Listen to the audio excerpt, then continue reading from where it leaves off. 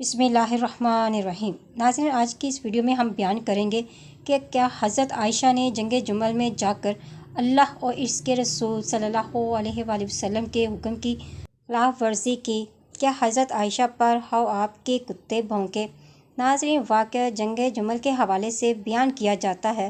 اس واقعے کی تفصیل کچھ یوں ہے کہ قیس بن ابی حزام سے روایت ہے کہ جب سیدہ عائشہ رضی اللہ عنہا سفر پر چل پڑی تو بنی عامر کے چشموں کے پاس سے ان کا قافلہ گزرا۔ اس نے رات کے وقت انہیں جگایا تو سیدہ عائشہ رضی اللہ عنہا کو کتے کے بھونکنے کی آواز سنائی دی۔ انہوں نے پوچھا، یہ کون سا چشمہ ہے؟ لوگوں نے بتایا، یہ حواب کا چشمہ ہے۔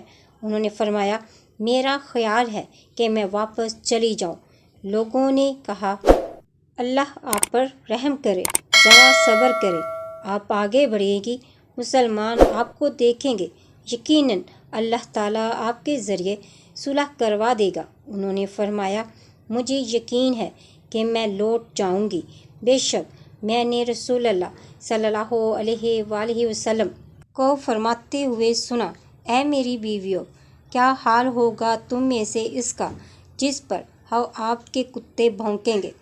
روایت بیان کرتی ہے کہ حضرت علی علیہ السلام نے حضرت عائشہ کے ہودج پر ڈنڈا مار کر بولے، اے حمیرہ، کیا رسول اللہ صلی اللہ علیہ وآلہ وسلم نے آپ کو یہاں آنے کا حکم دیا تھا؟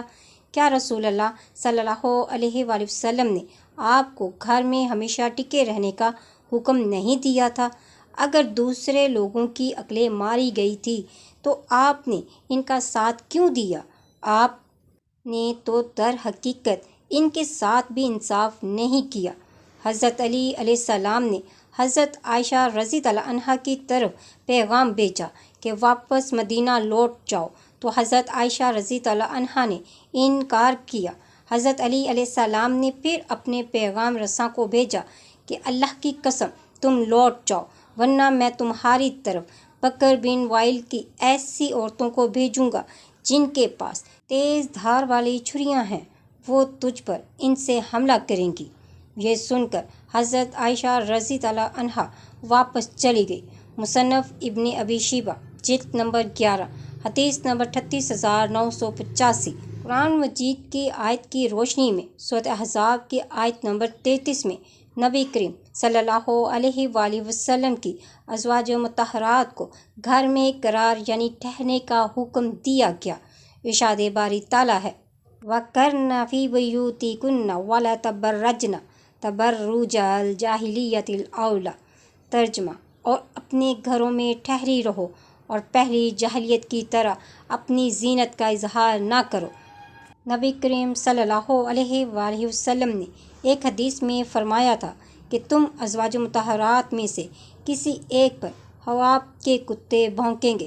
اس حدیث سے معلوم ہوتا ہے کہ سیدہ عائشہ رضی اللہ عنہا کو جنگ جمل میں حضرت علی علیہ السلام کے خلاف نکلنے سے رسول اللہ صلی اللہ علیہ وآلہ وسلم نے روکا تھا، اور سیدہ عائشہ رضی اللہ عنہا پھر بھی حضرت علی کے خلاف جنگ کے لیے نکلی۔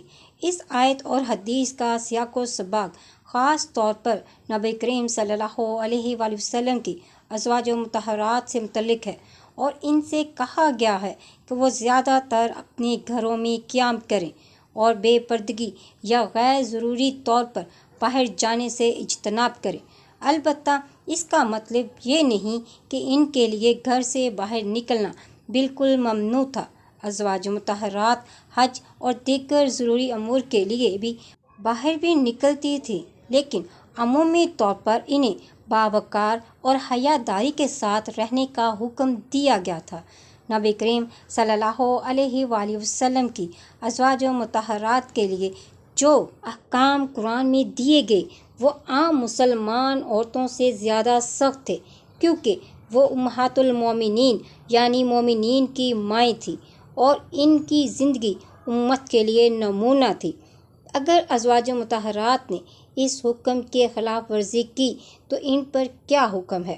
چونکہ ازواج مطہرات کے لیے یہ حکم خصوصی طور پر دیا گیا تھا، اس لیے اگر انہوں نے اس حکم کی خلاف ورزی کی تو انہیں تنبیہ کی گئی ہے جیسا کہ سورۃ احزاب آیت نمبر 30 میں آیا ہے۔ ترجمہ: اے نبی کی بیویوں، تم میں سے جو کوئی کھلی بے حیائی کرے گی اس پر دنیا اور آخرت میں دگنا عذاب کیا جائے گا، اور یہ اللہ کے لیے آسان ہے۔ اس آیت میں واضح حکم کیا گیا ہے کہ اگر وہ کوئی کھلی خلاف ورزی کرتی ہے تو ان کے لیے عام عورتوں سے زیادہ سخت عذاب ہے۔ اور حضرت عائشہ رضی اللہ عنہا نہ صرف اپنے گھر سے نکلی بلکہ حضرت علی علیہ السلام کے خلاف فوج تیار کر لائیں، جن کے بارے میں رسول اللہ صلی اللہ علیہ وآلہ وسلم کا واضح فرمان موجود ہے کہ جس نے علی سے دشمنی رکھی اس نے مجھ سے دشمنی رکھی۔ اور کیا حضرت عائشہ رضی اللہ عنہا، جن کے بارے میں ہمارے علماء دعویٰ کرتے ہیں کہ ہم نے آدھا دین حمیرہ یعنی حضرت عائشہ رضی اللہ عنہا سے لیا، کیا انہیں رسول اللہ صلی اللہ علیہ وآلہ وسلم کی یہ حدیث معلوم نہ تھی جس میں آپ صلی اللہ علیہ وآلہ وسلم نے فرمایا، لن یفلح قوم ولوا امرہم المرأۃ، وہ قوم کبھی فلاح نہیں پائے گی جس کی حکومت ایک عورت کے ہاتھ میں ہو۔ صحیح بخاری انٹرنیشنل نمبرنگ کے حساب سے حدیث نمبر 7099 4425 ہے۔ علماء اس حدیث سے استدلال کرتے ہیں کہ عورت کو کسی بڑے سیاسی یا فوجی عہدے پر فائز نہیں کیا جا سکتا۔ ناظرین، اگر آپ کو میری ویڈیو اچھی لگی تو لائک اور شیئر ضرور کریں۔ مزید اسلامی ویڈیوز کے لیے میرے چینل کو سبسکرائب کریں۔ ملتے ہیں نیکسٹ ویڈیو میں۔ فی امان اللہ۔